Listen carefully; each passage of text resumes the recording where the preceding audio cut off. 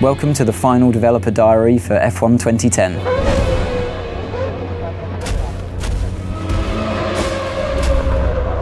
At the beginning of the game, you don't start off as a test driver, you start off as a driver that's managed to secure a seat in a team at the beginning of the year.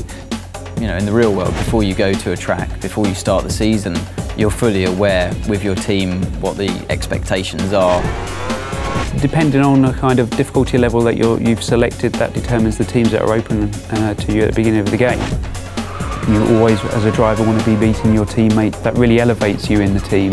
It also alerts the other teams to your ability. The garage is a key location in the game. You've got your animated crew working on your car, your race engineer feeding you intel.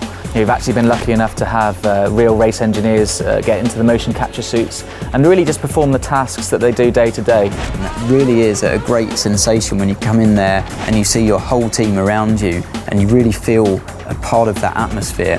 When you talk to teams and you talk to drivers, they don't actually do the level of car setup work you would normally see in a racing game. You're not going there with the wrong gear ratios, with the wrong aero for that circuit. It's up to the driver to just finally tweak the car to your style, not to make drastic changes. The expectations from the driver playing the game are the same as what they would be in real life, given your machinery. You know, at the end of the day, the teammate that you have is the only direct competition that you'll have through the whole season. There's a strange balance of having to work together, but also a desperate competition. Where it gets a little bit personal is when it comes to events like qualifying and the race, definitely, where you're just out there to beat him no matter what. Your agent, the media and the paddock itself are your feedback mechanism for how well you're doing in the game.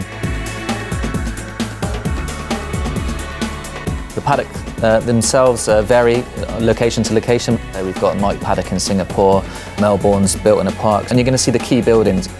So the paddock's going to get busier, more press there, more pit girls hanging around, more rival drivers interested in you, the better you do on the track. We've got two different types of media in the game. You've got the impromptu media and you've got the press conference.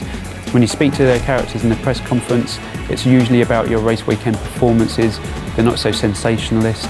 It's an easier ride for you, definitely, but it's still a moment of celebration. Impromptu characters hanging around the paddock lane, they're always willing to take your first comments when you come out of practice, qualifying and race. The hardest thing, I think, is that if you've had a bad result, then you have to speak to the media and you have to remain calm and always say the right thing. You have to be a little careful of what you say to the media. Sometimes you'll say things in the heat of the moment. You're the only one that you can blame at the end of the day if you slip and open your mouth and say something you shouldn't have. When you finished on the podium, it's 1, 2, 3, you can tell the press conference characters all about the race weekend. Those are all of the things that I want to try and portray in the game as what happens in real life. Way beyond any computer game I've ever played before.